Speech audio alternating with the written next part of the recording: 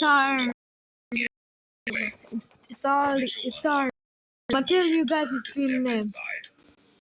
Tara paused for a moment, looking at him directly.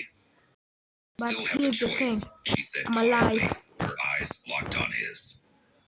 Have to go along with this. Down, his shoulders slumping. He muttered something under his breath, but it was too soft for Tara to hear.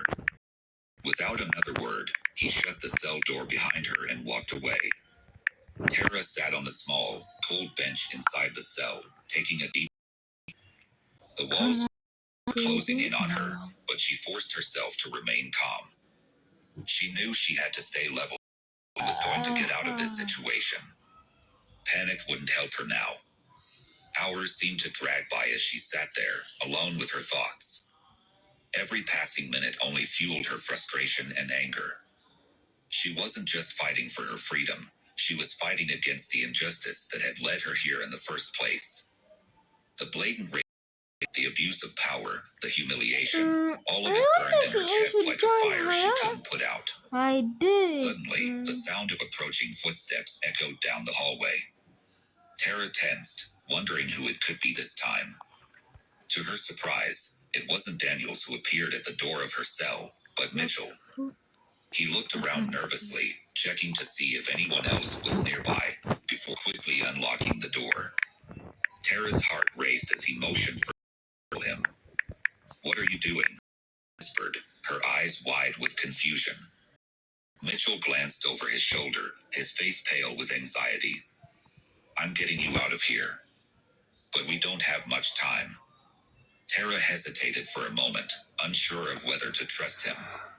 But she knew she didn't have any other options. If there was even a small chance that he was genuine, she had to take it.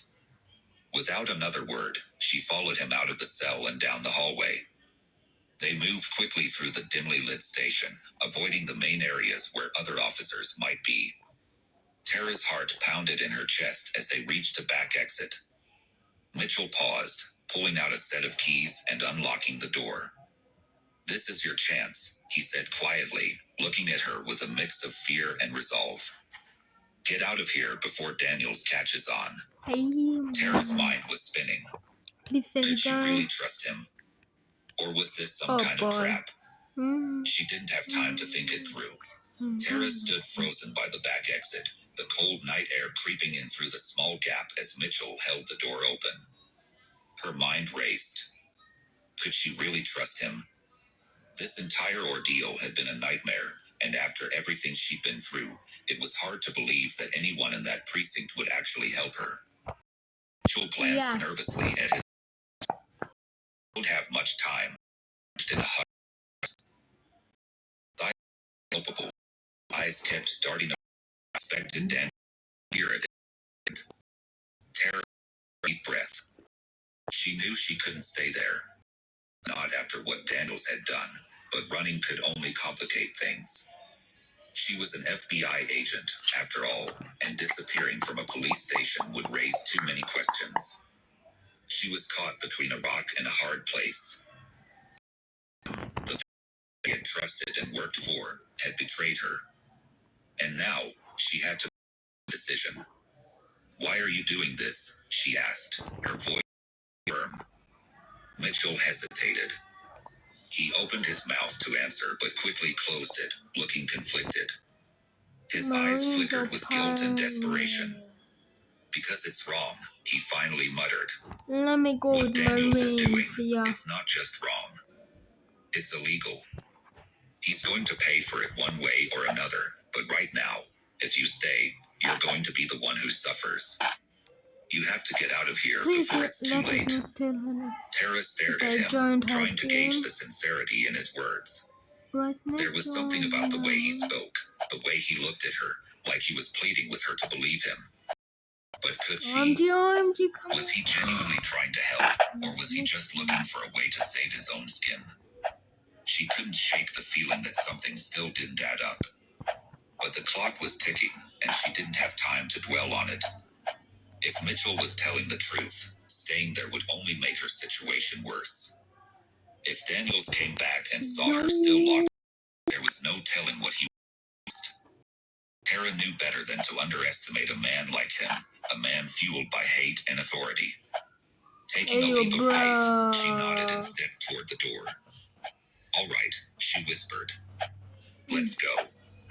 Mitchell's face softened in relief, and he quickly ushered her outside. The cool night air hit her face, sharp and refreshing, and for the first time in hours, she felt a glimmer of hope. They moved quietly, sticking close to the shadows as they made their back alley behind. Tara's senses were on high alert. Yes. Every rustle of the wind, We're going every to jump distant sound of over footsteps sent her heart the racing. She was trained for situations like this, but it was different when the threat came from the very people meant to uphold the law. It was unnerving, knowing that at any moment, Daniels could catch up to them. Mitchell led her to a small, beat-up car parked near the alley's end. He fumbled with his keys for a second before unlocking the passenger door. He whispered, glancing around nervously. Tara stepped into the seat, her eyes scanning the area for any sign of danger. Mitchell jumped in on the driver's side and started the engine, the low rumble of the car echoing in the quiet night. As they pulled away from the precinct, the tension in the car was thick. Neither of them spoke for seconds. Tara couldn't shake the unease building in her heart. They were out, but they weren't safe, not yet. Daniels wouldn't let this slide. He was the kind of man who thrived uncontrolled, and losing it would only make him more dangerous. Finally, Tara broke the silence. "Where are we going?" Mitchell kept his eyes on the road, his knuckles white as he gripped the steering wheel. "I'm taking you somewhere safe," he said. "Someplace Daniels won't find you." Tara raised an eyebrow, her skepticism returning. "And what then? I can't just run. You know that. Deal with this." Mitchell glanced at her, his face tense. "I know. But you need time. Time to figure out your next move. Time to gather evidence against him. If you stay here, Daniels will bury you before you even get the chance." Tara leaned back in her seat, her mind racing with 1,000 thoughts.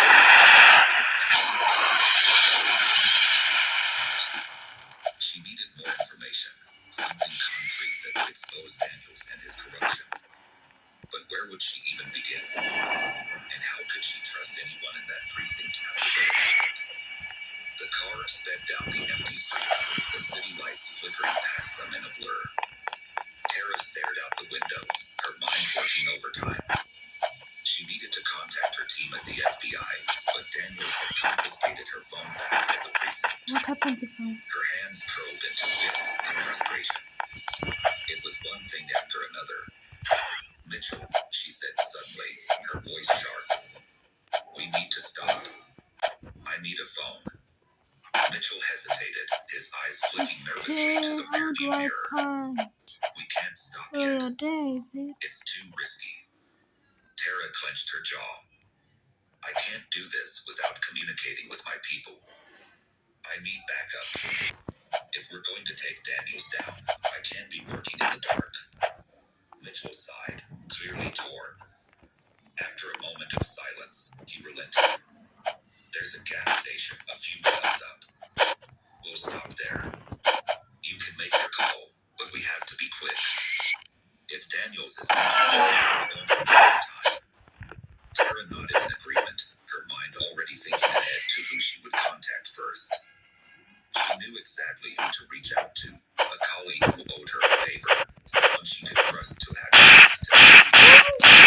As they approached the gas station, Mitchell pulled into a parked near the side. Tara glanced around, her instincts kicking in. She was always cautious, but now more than ever, she couldn't afford any mistakes. Every second mattered.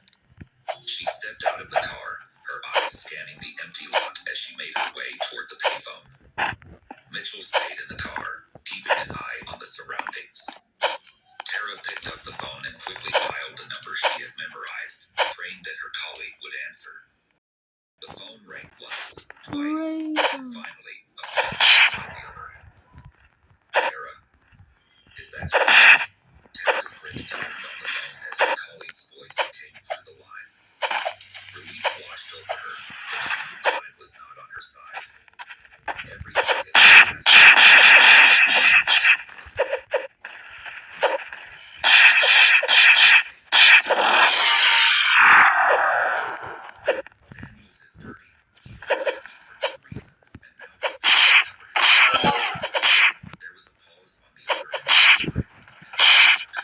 Agent Jackson took a deep breath. Calm down. Where are you going?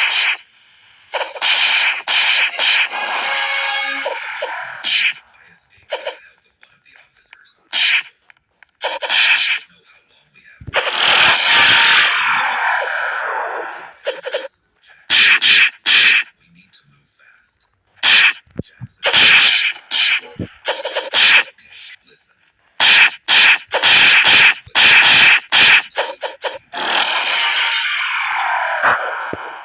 Tara glanced over at Mitchell, who was anxiously tapping his fingers on the steering wheel. The dark parking lot. I'm not sure, he admitted. But he got me out of that time. And right now, he's all I got. Alright. I need to pull some strings and get his location. But you gotta keep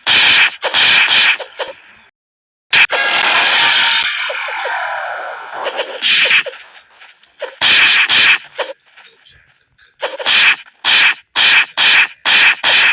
I'll keep moving while you send back up. Don't let me down. No, I won't. Stay safe.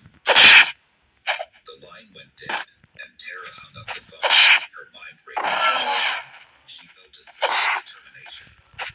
She wasn't out of the woods yet, but at least she had a plan. Backup was on the way, and with Jackson's help, Tara hurried back to the house. Mitchell glanced at her, his brow furrowed. For now, Tara replied. I made the call.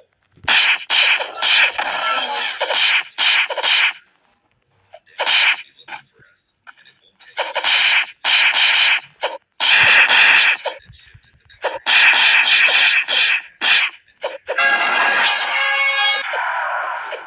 The streets eerily empty as they sped through the city. Tara kept her eyes on the road, scanning for any signs of traffic, but it looked like they were clear. Heavier. Tara couldn't help but replay the events of the night in her mind. Every moment since she first encountered Daniel had been a blur of anger, confusion, and humiliation. The way he had looked at her, the sneer on his face beneath her, still made her breathe. In a position of power. She glanced at Mitchell.